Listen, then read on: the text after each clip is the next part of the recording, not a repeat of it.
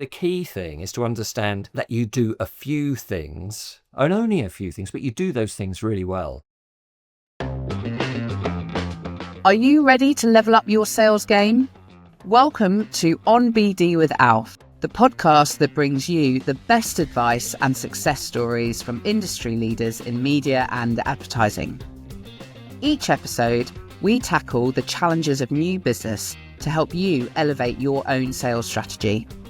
If you're in business development and looking to sharpen your sales techniques, discover actionable insights, and stay ahead of the competition, you're in the right place.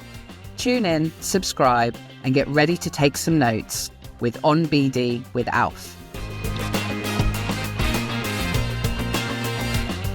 Today, I am joined by the legend, Steve Cox. Hi, Steve. How are you doing? I'm doing very well. I'm doing much better since you called me a legend. That I think is quite probably the first and only time I'll ever be called a legend. So I'm now doubly delighted to be here. Oh, good. Well, I'm pleased to go through why you've got that legendary status in a moment, Steve. But thanks for joining us today on BD. Really looking forward to getting into it and talking all things sales and marketing and a little bit of outdoor as well. But let's start at the beginning, Steve. Who are you? Where did it start? Where are you working? Yeah. Give me the whole story. The whole story. Well, God, this could take a while because it's a very long story, but I'll try and keep it short. I mean, it could be a very long story because I've been in media for 40 years. I mean, it's inconceivable, really, when you look at me, because I'm so fresh-faced and you know, you could mistake me for, I don't know, a 45-year-old digital planner maybe. But anyway, I'm not.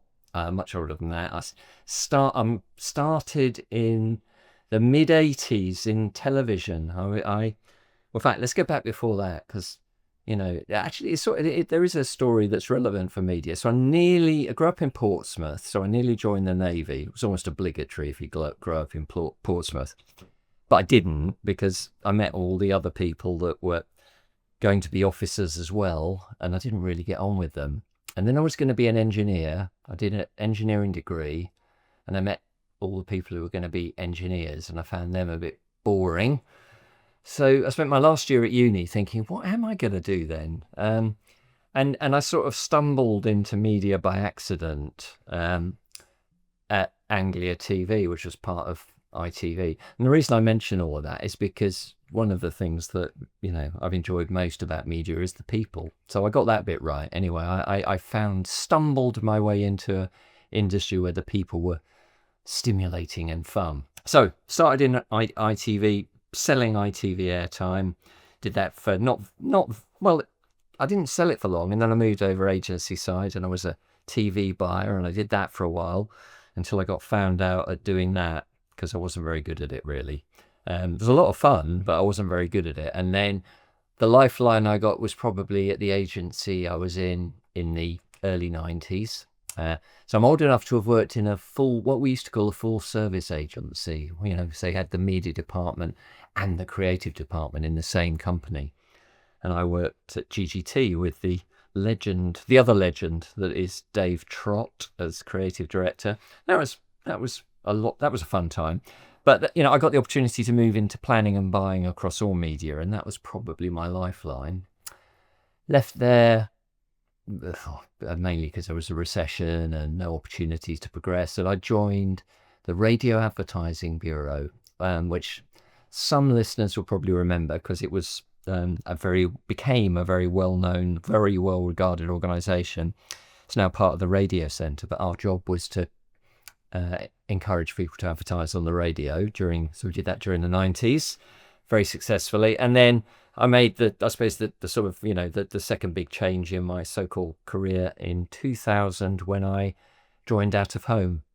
And since 2000, that's where I've been. So I've been in the out of home industry, up until very recently, on the marketing side, trying to persuade brands, media agencies, outdoor advertising specialists that there are a number of good reasons to advertise in out of home. And I've worked for some very big, very successful companies. Most recently, I spent 15 years at JCDecaux, who are the global market leaders. And then I decided about 2 months, well, no, I decided longer ago. I decided probably last year that maybe I should, look to do something else. I thought, I enjoyed my time at Decaux, but, maybe it was becoming, or maybe I was just going through the motions a little bit.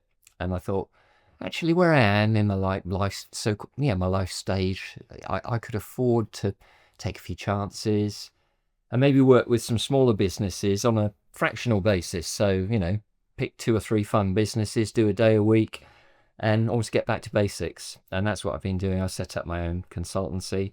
And the good news is it's going well, and I'm working with a couple of smaller but very hungry out-of-home sales companies, and thoroughly enjoying it. And there you go. And that's the legend that is Steve Cox in That's the legend. 5 minutes of waffle.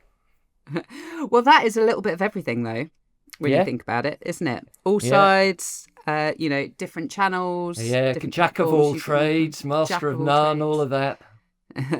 Exactly. Well, so you've got this experience in these media giants. Yeah. And now you're obviously working with the much smaller kind of future challengers, I would say, challenging media owners. So what's the main difference that you're seeing there? I think it's in the, it has to be in the approach. If you work for somewhere like Decaux, JCDecaux is justifiably successful, and it's incredibly well organized, incredibly professional, great product, and it's the market leader. A third of all the money spent, getting on for a third of all the money spent in the UK on out-of-door advertising goes to JCDecaux. So it's easy, relatively. I mean, the salespeople at Decaux won't thank me for saying this, but it's relatively easy to get people to take a meeting with you. But if you work for a small, very professional and very committed media owner, you might have a great little product. I'm talking little, and you're still bringing millions of pounds in ad revenue, but compared to the likes of a giant like Decaux, you're relatively small. And we all know how time poor and stressed and under pressure agency planners and buyers are, given how little time they've got. And also, of course, the fact that they're probably, unless they work at WPP, they're probably only in the office 2 or 3 days a week. It's really hard to get in front of them and get a meeting in.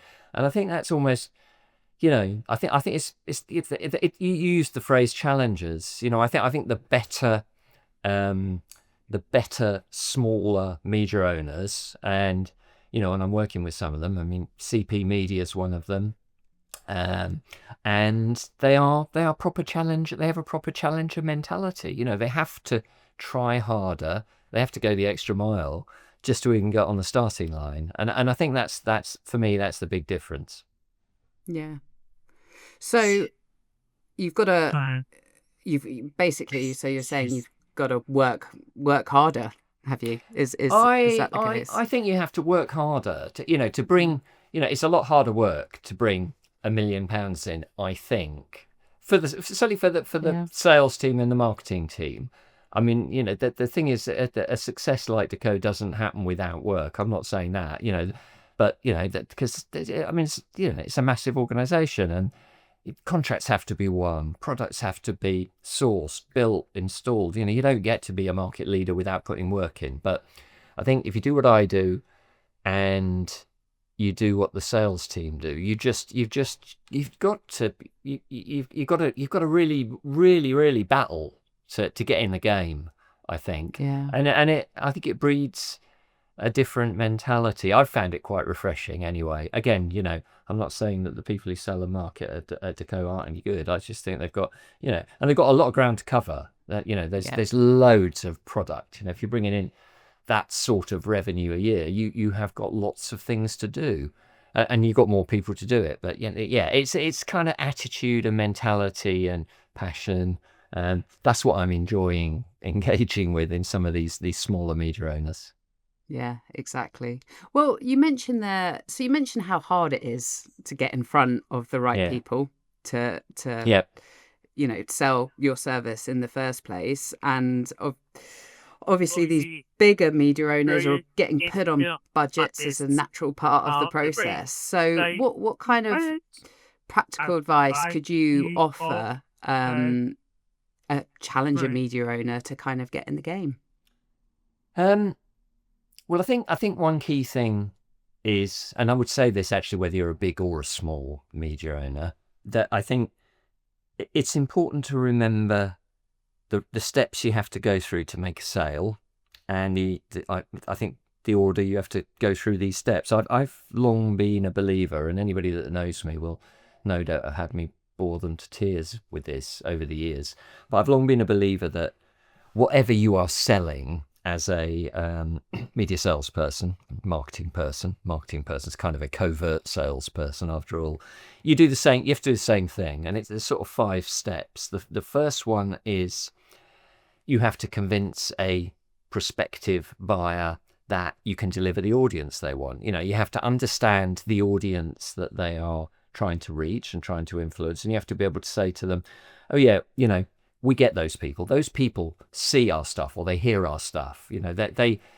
We have those people, and ideally we have them in big numbers. Step 1, because if you can't tick that box, you might as well go home. Step 2 is to say, not only do we have those people, but there's something about what we offer because of where it is or what people are doing at the time. That means that when they encounter your advertising, they will be in a receptive mindset or an appropriate mindset. If you're trying to sell alcohol to a young audience, I mean, obviously over 18, but, an adult young audience, people listen to breakfast radio. Loads of young people listen to breakfast radio. And people see digital out-of-home screens when they're out in the evenings. Might be the same numbers, but I would suggest that in the evening, when they're out and about, it's a more appropriate mindset. I mean, that's an obvious example to make the point. But so box 1, step 1, we've got the people. Step 2, they'll be in a receptive mindset. I think then and only then do you get your catalogue out. You go, we have an amazing array of products, screens, TV shows, landing web pages, whatever it is. We've got all of this stuff, and here's the right one for you. It's going to be great. This is a high quality screen or great page in our magazine, whatever it is. You get your catalogue out and say, this is what I think you should buy. And then step 4, you go, and this is increasingly important, I think. Brands are rightly asking for this and expecting this. Step 4 is proof that it will work. You want to be able to say, right, we tick that box, we tick that box, we tick that box. Hopefully, you're now thinking that I've got something that's right for you. And you might also be thinking, is there any proof that it's going to work? Well, yeah, guess what? Here's a case study for a brand trying to do what you're doing, and they got a 13% sales uplift, and here's another one. And so you do all of that as step 4, and then step 5 is agreeing on the price. And I will get to your question in a minute, and this is probably the moment. And I think if you're in a smaller media owner, well, I think actually what has happened, I think the advent or the growth, inexorable growth of digital and online, and the chase for impressions and programmatic, all of that stuff, it's just focused everybody on the top box. It's focused everybody on how big's the audience. We can be super precise with our targeting. We give you the people we want and got big numbers. And everybody's forgotten the box 2, the mindset, the context. I've written a few blogs on this on LinkedIn recently. I think mindset, context, right time, right time, right place, all of that stuff. It's sort of been forgotten, and I think there's an opportunity there for smaller media owners. If you're selling, another client I've got at the moment, Rockbox. If you're selling digital screens in music venues, that's a great time to reach a certain type of person. It's people are in a very unique frame of mind at when they are going to a gig with their mates. Again, it's probably not appropriate for a whole host of things and products, but for certain products, you find the right one. It's absolutely brilliant. So the thing is, I think the thing is with smaller media owners, the key thing is that what you're offering is the right tool for the right job. You haven't got a massive great toolbox like a Decaux or a Bauer or a Global have. You don't have everything in your box. You've probably only got 3 or 4 quite specialized tools, but they're really good tools for specific jobs. And your job is your job as a salesperson and a marketing person in a company like that is to identify what those jobs are and communicate the fact that you've got a tool that will help a planner solve that, fix it, make it happen. So that's the approach that I'm pursuing with these guys. I really like that 5-point system. I'm going to put myself to the test now and see whether I can relay it back to you. So okay. Right. Yeah, okay. So, well, I'll mark you on your delivery. Oh God. No right, pressure, because you've got a legend. Remember that you're talking to. All right. So step 1. Proof I've got an audience for you. Step 2, not only have I got an audience for you, but I've got an audience for you when they would engage with your brand for one reason or another. You're going well. Step 3 is look at all the lovely things we can do. Look at my catalogue. Yeah. Step 4 is trust me, it works. Here's the proof. Yeah, and in fact, it's not really trust me. It's it's like trust these other people who've done it. But yeah, you're right. Absolutely. And step 5 is let's talk. Let's talk money. Yeah, exactly. Correct. 10 out of 10. Well done. All right, good stuff. So the important part that I got out of that though really is that step 2 that you're saying. It is. I'm such a believer in step 2. And I remember back, you'll remember maybe that I said, when I moved out of TV buying, for example, mostly about when I was doing it anyway, to buying and selling, it was mostly about step 1, talking about ratings. We can give you this many ratings. You want 16 to 24 adults, right? For that money, probably over 4 weeks, you should get 470 ratings. Brilliant. Big audience. And that's all right. It's a bit boring doing that all the time. It was when I got the opportunity to move into planning and buying across all media. That's when you really start to think about this stuff. The same people being exposed to the same ad effectively in different media, on different platforms, at different times of day, in different locations, take something completely different out of it. It works. The other phrase that I say over and over and over again is not all impressions are created equal. It's that's something you see all the time. People trying to sort of make out that they are. They'll talk. They'll compare CPMs of different media. They'll talk about for £50,000 spent with us, we'll reach this many people, but they'll only reach this many people over there. I mean, it's a reason why out of home does have a really low CPM. And it's the strength of the medium. You can reach loads and loads and loads of people relatively cost efficiently. You can get your ad in front of them.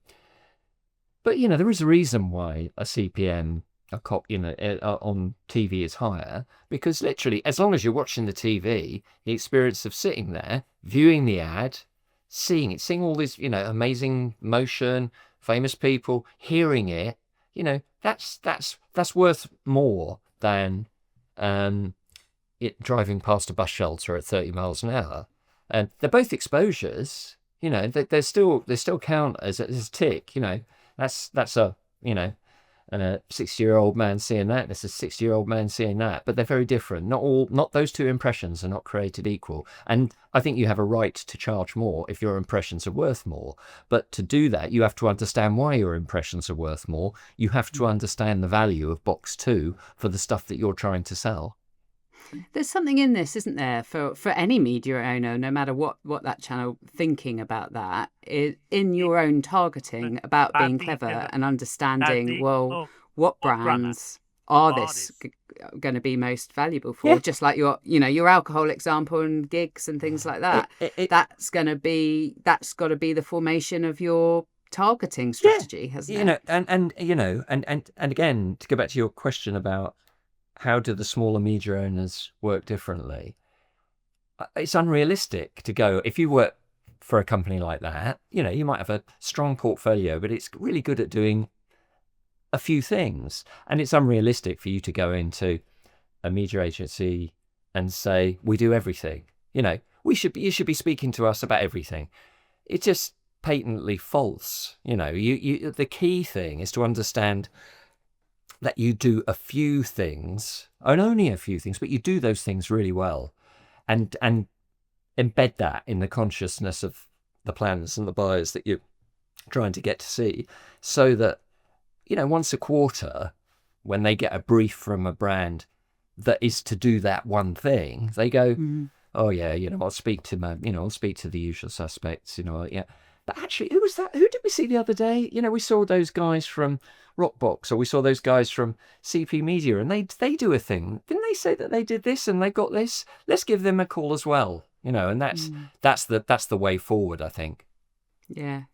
Become a bit of a specialist. Yeah. And take pride in it. There's no shame in that. You're not, you don't have all of the same. You don't have as broad a portfolio, but what you have is great at certain things. Yeah. So you've mentioned there,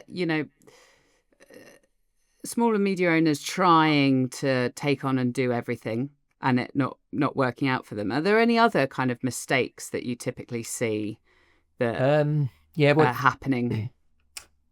I think there is a tendency. I've spent the last 25 years in out of home, and I've spent the last 15 years in a business that rightly prides itself on the quality of its screens. How much that is spent on, really loads of pixels and fabulous reproduction and well-maintained stuff, all of that. And there is, again, let's stick with the 5 steps. The mistake I think that a lot of out-of-home companies make, and other media owners as well, but let's stick with out-of-home, they go straight to step 3. They go, we've come in today to talk to you about our amazing new screens, or our plans to roll screens out here, or this, and that's not remotely relevant if the person you're talking to, their audience don't see it, or it's the wrong mindset for them. I think so. I think going straight to box 3 is a mistake I over my years in out of home, I've seen a lot of people make. And I suppose related to that, and this applies to all salespeople, I think, too many salespeople, and actually, by implication, the marketing people who have helped them with their narrative, are too often the pitch starts with, it's all about me. I want to come in today to talk to you about me and what I have. And I think that the most effective pitches start by saying, let's talk about you. I've been doing a bit of thinking about you and your brand. Or last time I spoke to you, you said you had this problem. And I've been thinking a lot about that. And I can see why that problem really matters. And I'm guessing it matters now more than anything because of this and this.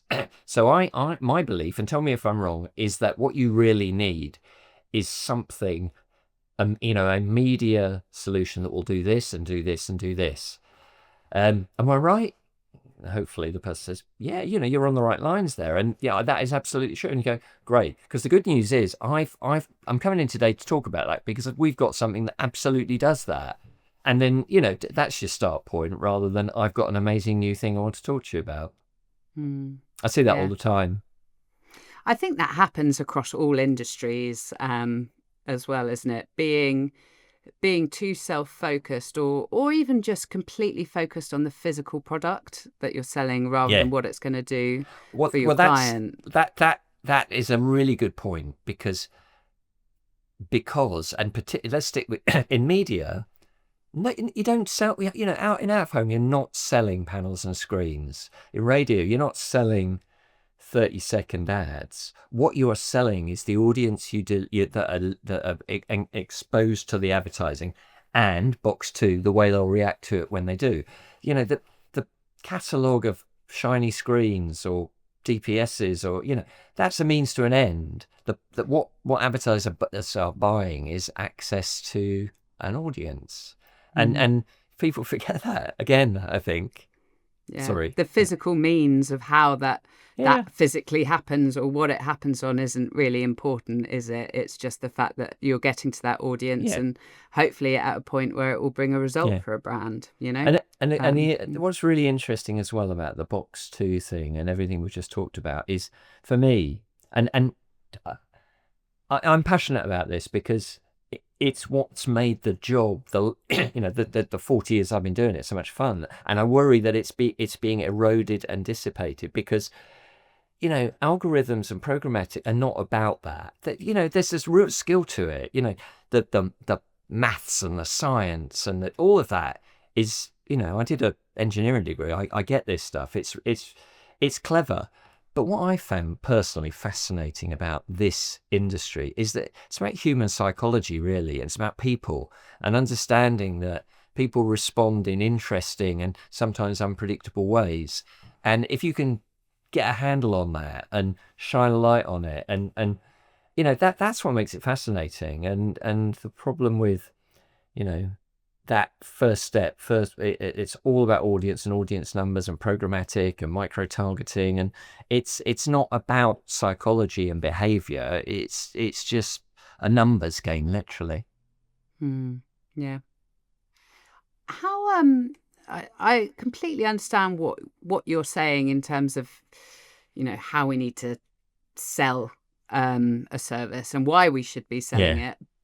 Your experience is, largely in marketing, and you're obviously, consulting from that perspective as well. How on earth do you market to brands and agencies that as a premise? Yeah, well, that's the $64,000 question, isn't it? Because if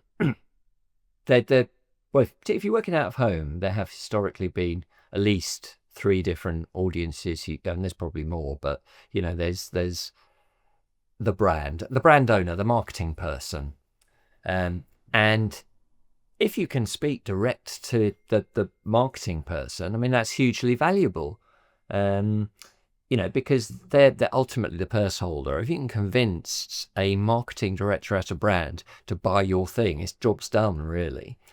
So it's worth giving that a go if you can, either face to face or email marketing, social events. So that, most sensible media owners will have client marketing people, and they'll have a program of all of the social and e-marketing and all the rest of it, digital comms for brands. But probably the key people are the agency planners and buyers, because at least in theory, they are the people who are making the decision that you're trying to influence. Clients don't, it's all very well. It's great if you can get a client to agree to buy your thing, but 9 times out of 10, a big brand will employ someone to, make that decision for them, or at least make a recommendation. So, you really might as well be spending a lot of your time and resource talking to the people who are being paid to make that decision. So that's what I think a lot of media owners do, and rightly so. And in out of home, we've had an extra complication because the sort of specialist out of home planners and buyers have been, for historical reasons, have been in separate companies we've called out of home specialists. I mean, to us, in a sense, they exist for other media, but they're within the agency, and actually that's the direction of travel for the industry, because these out of home specialists are moving back into agencies generally. And I think you need to do all of those things. I mean, the other thing as well, of course, is there's also a long tail, a valuable long tail of brands, startup brands, small brands, local brands who don't even have an agency. So, if you've got, again, to go back to the smaller media owner thing, some of those smaller media owners are really successfully going after that long tail, talking direct to small brands. So that's 4 audiences really. And you take a decision on how to organize your sales team to cover off all of those bases. I mean, the problem with, advertisers might be super important, but there's thousands of them. How do you get around all of them? So maybe you choose a couple of sectors, couple of, verticals that are relevant. Again, we're as a medium, that, if we if we sell ads at Heathrow, then we need to be talking to luxury brands, and we need to be talking to airlines, and let's not bother talking to CPG brands or or finance brands. But agencies are really important. Building a relationship with planners, comms planners, strategists at media agencies is the most time efficient way of achieving the influence you want. The interesting thing, this won't come as a surprise to you, I'm sure, but because the one group I didn't mention was creative agencies. And we could have a whole other podcast about whether creative agencies have any involvement at all in media selection. But maybe let's not go there now. But I've got some views on that. But we tend not to as media owners. Creative agencies do what they do, and will influence the media side of the debate. That must be a tricky thing, because you've named, you've mentioned 4 or 5 groups there, and looking at your 5 points of how you market and sell that offering, it's a different message for each group, isn't it? So if you're talking to brands directly, you can be really quite focused. If it's, what was your example, luxury and airlines at Heathrow, there's a real specific message about the audience that I have to offer to that particular group. Yeah, it's and that's a really good example. Well, yeah, you're right. And in that context, Heathrow, if you want to advertise at Heathrow on out of home, it looks really expensive.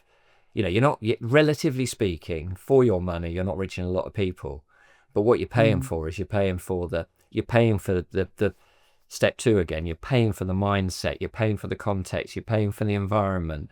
You pay. It's unique. You've got a legacy of style and glamour, and it's or if it's a smaller airport, even then it's still a unique environment. If you're flying through, Bristol Airport, it's not Heathrow, but it's still a really unique, out of the ordinary experience. You're super alert. You've got different things on your mind. It's not an everyday experience, and that is worth more money, media spend for certain brands. You just got to identify what the brand is, and go back to them and say, look, in a convincing way, here's why this is relevant for you. Yeah, exactly. Just really making sure that you yourself understand why you're valuable, more so than any other set of eyeballs. Totally. And yes, absolutely, that's key. And all the best salespeople are, that's their skill. That's where they start. And the communication on the agency side, does that has to be more, I suppose, general, doesn't it? It's hard to get in front of planners and buyers, but from a marketing perspective, are there any particular tips you've got that maybe you'll be happy to share about how you can get a good message in front of an agency person? Well, you touched on it really. You just can't.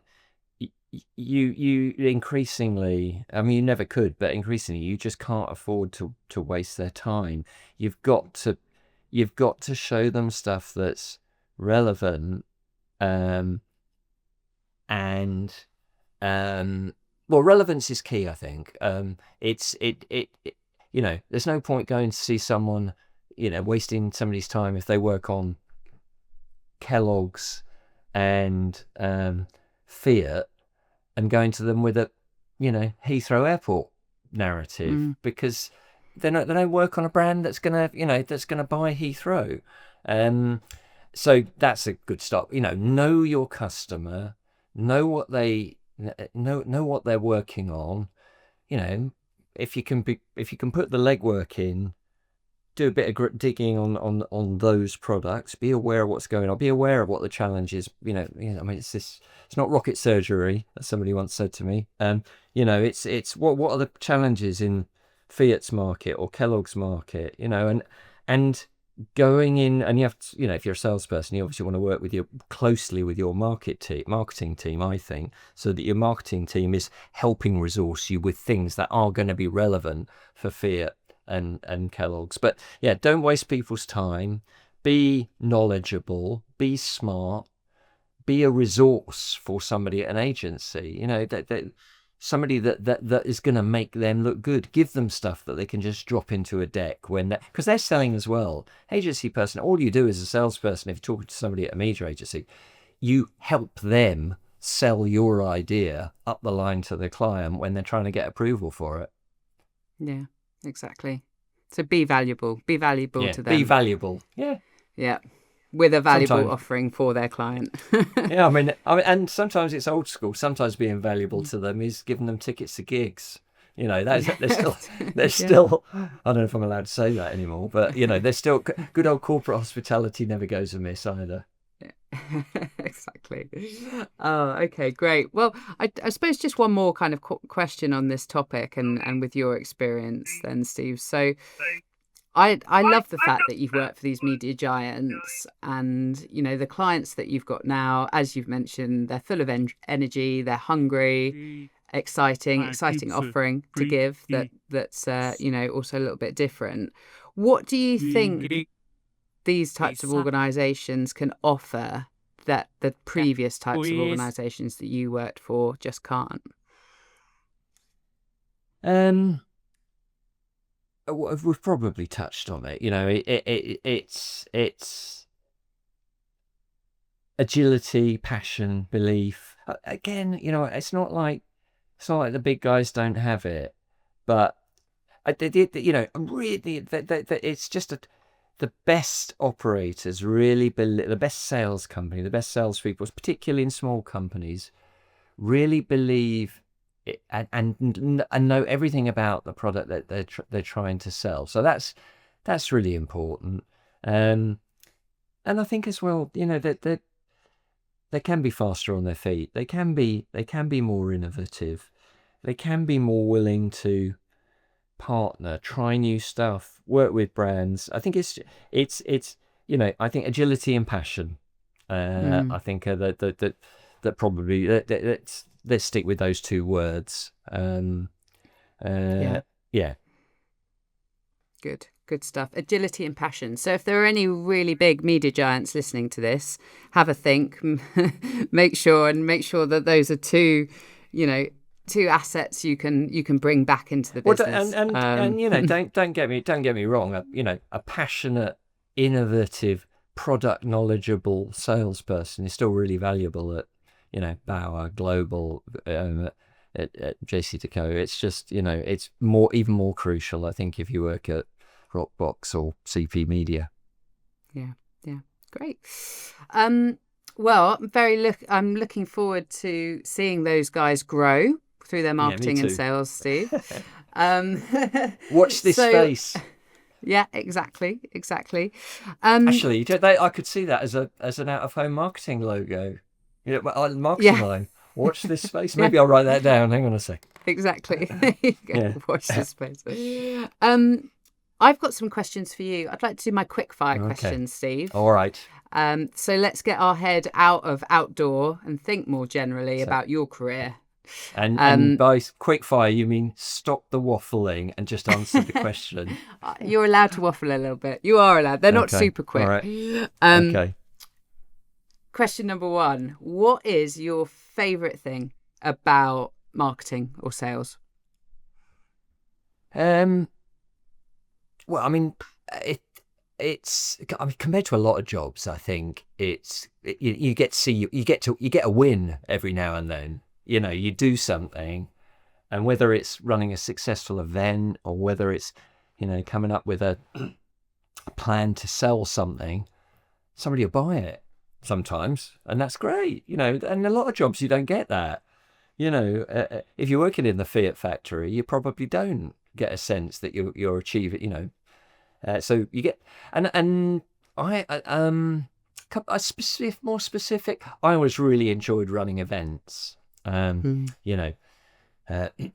Sort of taking releasing a new bit of research, or kind of come and see our new stuff, and it's sort of like an immersive experience. So just the adrenaline in the build up to it, and the stress But then, when touch wood, and thank God, mostly the events that I was involved with did go well because I had always worked with really good teams. But, it happens, and you get that buzz. Again, it's a win. It's the buzz you get from, and you can, and it can. The great thing about our industry is, if you're lucky, could happen every week. You could get a win. And the other thing as well, I always enjoy working with salespeople. A lot of marketing people don't, I think. But I think I've done my best work in collaboration with salespeople.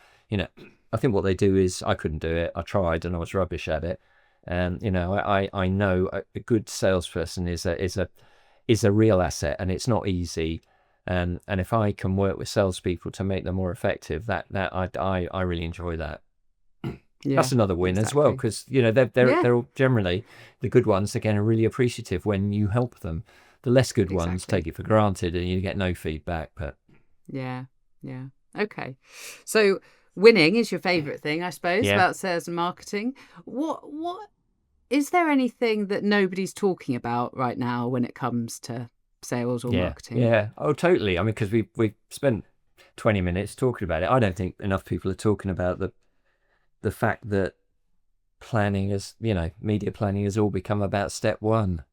It's just, it's not, and again, this isn't an original thought. I think that, and the digital genie is long out of wherever it is the digital genie lives. Doesn't live in a box. The digital genie is out of the digital lamp, and isn't going back. We are where we are, but it's not so interesting. And I'd like to see. I'm on a mission, and anybody that's seen my personal LinkedIn posts since I did start the consultancy, I just keep banging on about context and mindset and psychology. I'm trying to bring it back. Not all impressions are created equal. All right, great. And so, Steve, if I took you back to your past self when you were starting out in the industry, so it's a long way, kind of ITV time. It was. What would be the one piece of advice that today's you would give you? Well, that's an interesting question. Immediately makes me think of that gag, that's where somebody stops in the street and says, "How do I get to the Tower of London?" And the person they're talking to says, "Well, I wouldn't start from here." It's. I think I'd say to myself, probably, don't start from here. Don't start as a TV buyer. But actually, the only way to learn TV is to do it. Having said that, it took me about 4 or 5 years it got me a foot in the door, but it wasn't what I was any good at. And if I was talking to one of my kids, as a dad, this is going to be the most boring answer anybody's ever given you. I'll say, start your pension early, right? and the sensible answer, I think, is always try and maintain a bit of that imposter syndrome. I think if you always can try and feel like, I'm going to get found out here. I'm not really. Why have they asked me to do this? Why have I got this title and this job and this salary? Am I really worth it? And if you can manage that, I think if you can sort of have that, manage it, get over it, but always have it at the back, you don't become complacent. And a couple of times, in my so-called career, I've probably stayed somewhere a bit too long because actually I was sort of enjoying it and it was comfortable.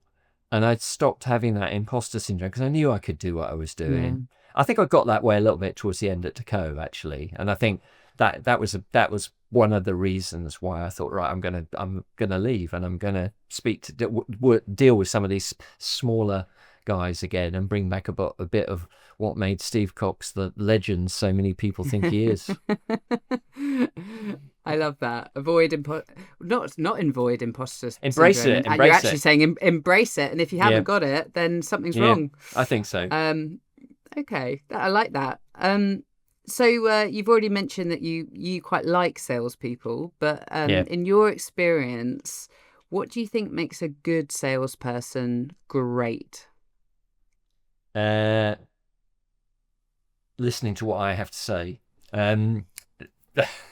But apart from that, you know, it's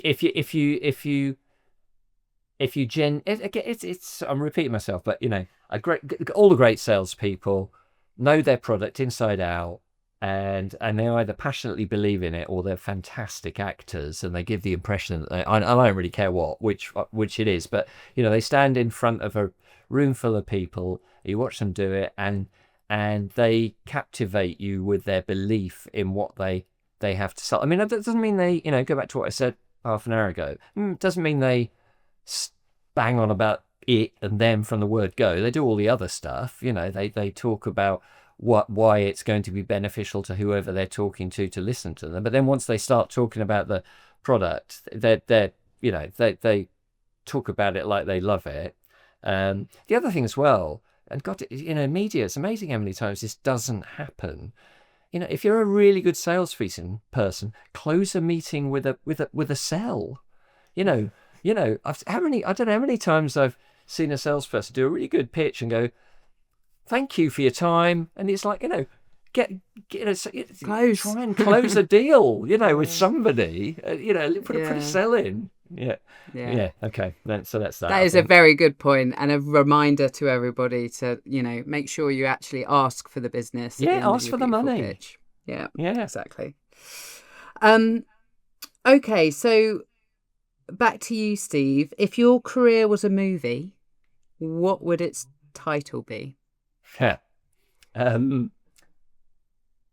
So I've been. Let's go for the obvious one. You know. So let's go for the fact that I've been doing it 40 years, and I've just left Decaux. I don't think anybody else would employ me because I think media is no country for old men. You know, I think it's you know, it's a sad fact that the most it's sad and it's not. It's a fact that I think, you know, media has become more diverse in all the ways it should, and inclusive. Still loads of distance to go, and you know, the most underrepresented group is probably old people. When you look at the popular, but having said that, of course, if you do survive somehow, kicking and screaming till you're an old bloke doing it, you're probably getting well paid. So it's not like, you know, you just bring out the tiny violins. But you know, let's look at the events of the last couple of months. There's a lot of really good people have found themselves out of work because of changes, agency side particularly. And some of those people, because of their age, I think are going to find it really difficult to get employment again. You know, I've been lucky. But you know, and I've had a great career in media, but it, you know, unfortunately, I think it is still true that it's no country for old men. Yeah. I love that, but also I would point out that you've got this wealth of experience, Steve, that is allowing you to now do what you do. Yeah, well, but I've got, you know, but you know, my lifestyle, stage where I am, I'm able to, I'm doing that because I'm self-employed. You know, I think if I decided I wanted to get back into the rat race, I might struggle. Yeah, actually. Okay. Well, if you were actually, this could apply to not your kind of big media owners, but also what you're doing now. What would your hype song be as you get ready for a big day or a big pitch or a big event? So I'm of an age, as you will all have realised by now, anybody still listening, to have grown up with my formative years were listening to punk rock in the 70s. And one of my favourite bands are the Ramones. So I would have to go with their first single, Blitzkrieg Bop. I mean, how can you not get fired up with a chorus that's basically "Hey ho, let's go"? You know, it's a very enjoyable racket, and most of the music I like is a very enjoyable racket. So that's what I'll go for. Blitzkrieg Bop by the Ramones. I love it. I will try it out before my next big pitch. Give it a go. Feedback. Yeah, see if it gets all the right sales juices flowing. Okay. So that's awesome. Thank you so much for joining me today, Steve. Really insightful. Tons of tips there for those listening. I've got your 5-point system in mind now. for my marketing. I'd urge everyone to think about that point number 2. Yeah, please. And keep it alive. Keep it alive. Bring it back.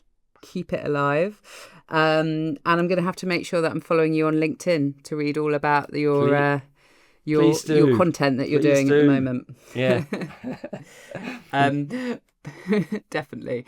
But we're out of time, so we'll leave it there. Thanks again, Steve. See you soon. And yeah, we'll be back with another episode of OnBD with Alf soon.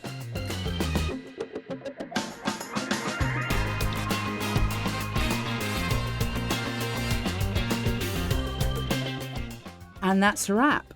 If you enjoyed today's episode, don't forget to subscribe, leave a review, and share it with your colleagues and friends.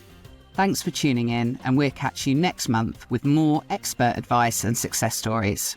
See you next time.